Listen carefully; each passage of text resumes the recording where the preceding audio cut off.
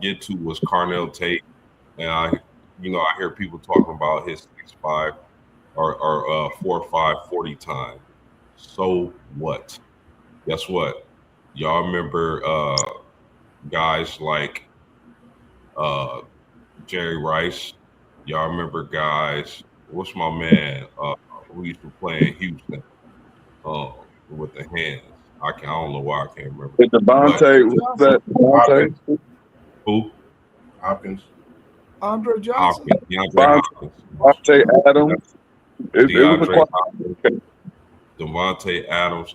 There are all type of all-time great receivers that didn't run 4.4, 4.3. 4.5 is plenty fast enough. And a guy who runs routes like Carnell Tate and has the hands and size like that he has, just because you don't run in those 4.4s, 4.3s, don't think you're going to be doesn't mean you're not going to be an effective NFL wide receiver. So these teams can be foolish if they want and look at that time and pass on him, and I promise you, it's going to come back to bite him. Hey, Post, they won't be that foolish because they see the film as well, and they see him for some reason. He's all alone behind the safety.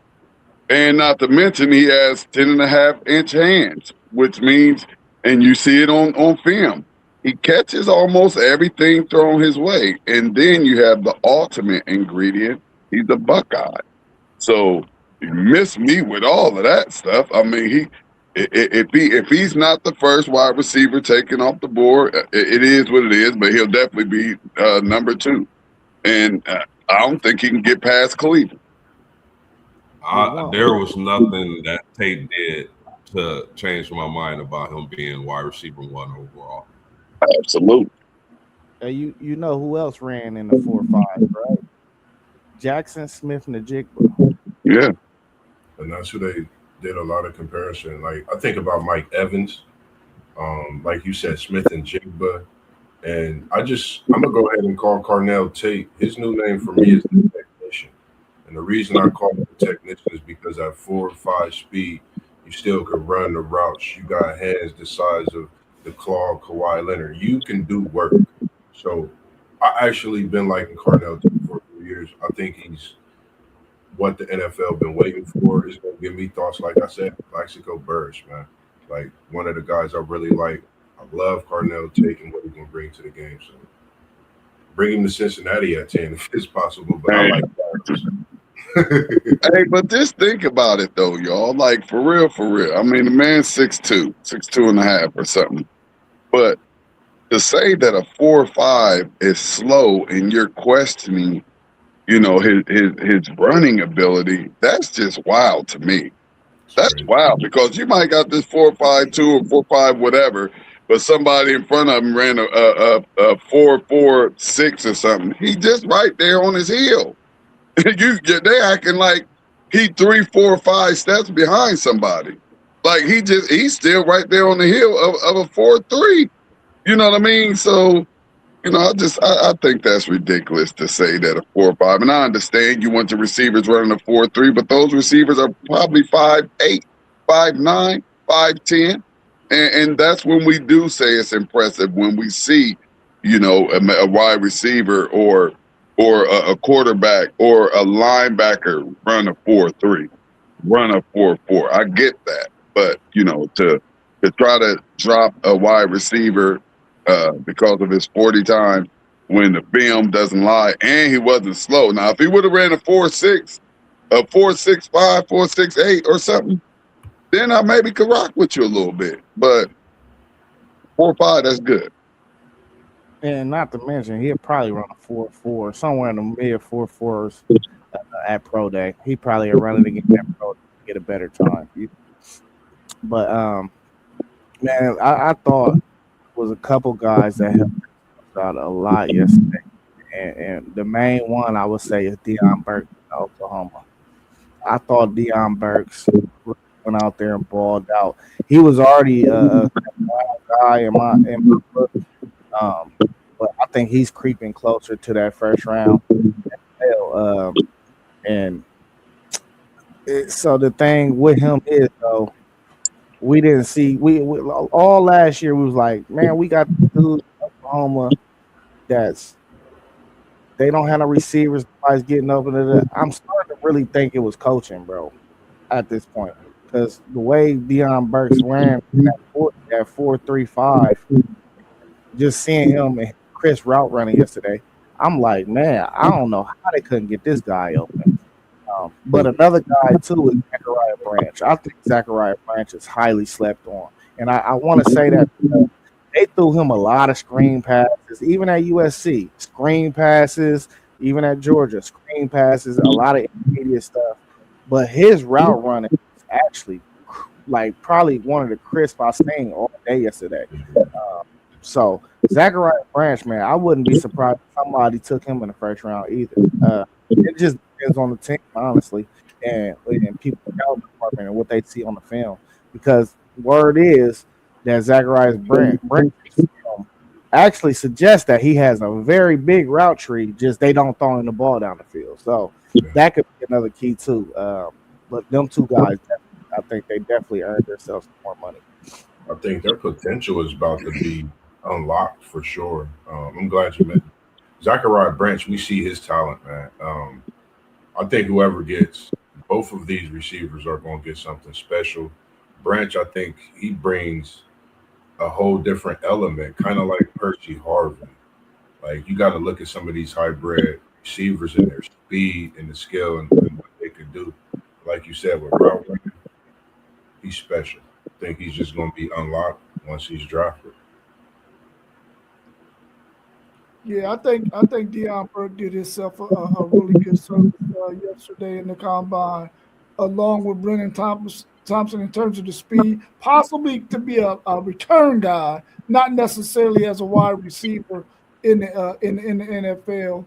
His route running, his ability to catch the football and all that is not because he went from Texas to Oklahoma to Mississippi State, but the speed is there. So as a return guy, I think he did himself some service there. Deion Burks, of course, and then Zachariah Branch. I think he really helped himself out a lot. If he had a better quarterback, we really would have to see just how talented Zachariah Branch is.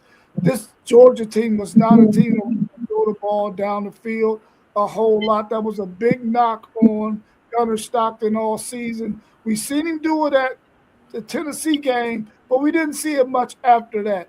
And I think if he would have been able to give those kind of throws to Zachariah Branch during the season a lot more, he really would be one of the top receivers that we would be talking about. In terms of Carnell Tate running that 4.54, if I'm an NFL scout and I'm gonna go on the opposite side, not because I don't think that he's gonna be the number one wide receiver pick, because I think he will be. But if I'm looking at his film, I'm wondering, was he the beneficiary of having Jeremiah Smith on the other side of it? But he runs really good routes. So you can't say that he's not, or he only was good because of that. Because his route running is phenomenal.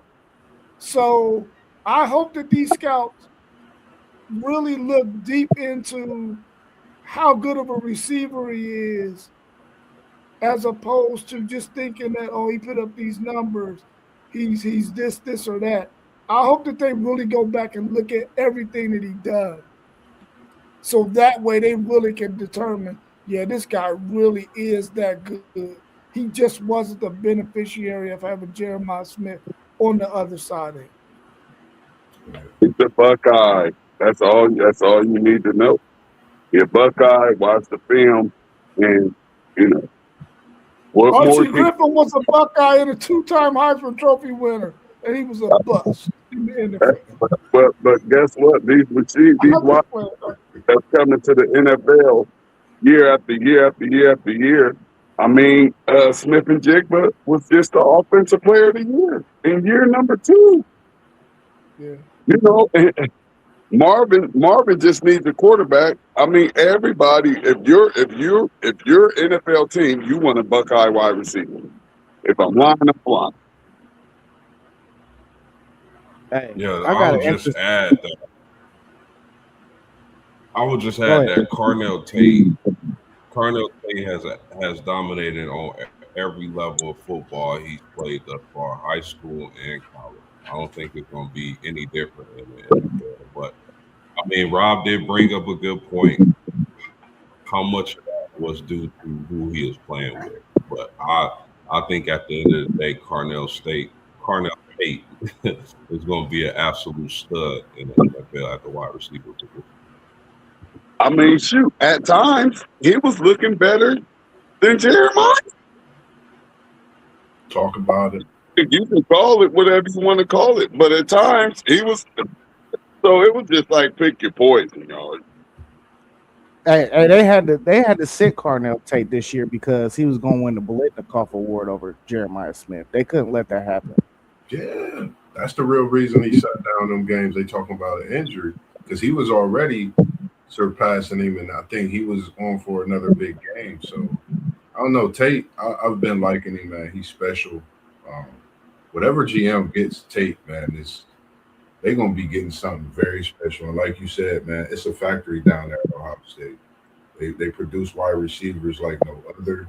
We seeing it. You know, it's starting to be a normal thing. And like for me, I don't know. I would like to see him be paired up with Malik Neighbors. You know, you got Ohio State and LSU wide receivers. I think that would be something special for Jackson Dart, Scatterbo. We'll figure out everything else in the offseason, free agency or whatnot if we can. I just think that would be great for him. Man, that statement almost sounds like y'all saying that Jeremiah Smith was benefiting from Carnell Tate. No, Carnell Tate Neither was benefiting because of Jeremiah Smith.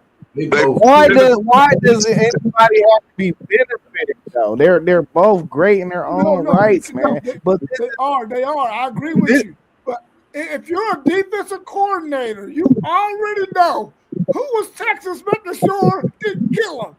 Who was everybody making sure this guy didn't kill us? And everybody who didn't, what happened? Jeremiah Smith killed them. I'm just saying that Jackson Smith Tate killed. Tate has some monster games, and just as one take Zay said, and I believe it now. I don't even know if he was hurt. He was going all the way up to where he was like I said, he was looking like the best wide receiver in college football. Simply because that guy on the other side of him was getting double teamed and triple teamed. Man, come on, man. Y'all know that's the truth. I ain't taking that away from Carnell Tate. I know Carnell Tate is a hell of a baller. But I'm telling you right now, he was benefiting for the fact that he got that dude over there that's the best college football player in the country.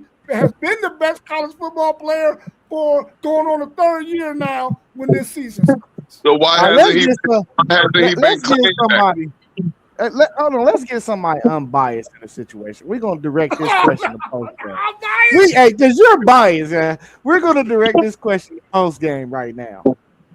As a receiver, post game, how much do you value a receiver winning his one-on-one matchup?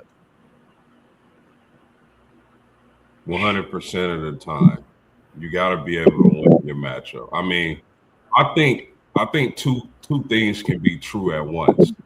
I think yes, Jeremiah Smith is a freak of nature, and anybody would benefit playing alongside with him.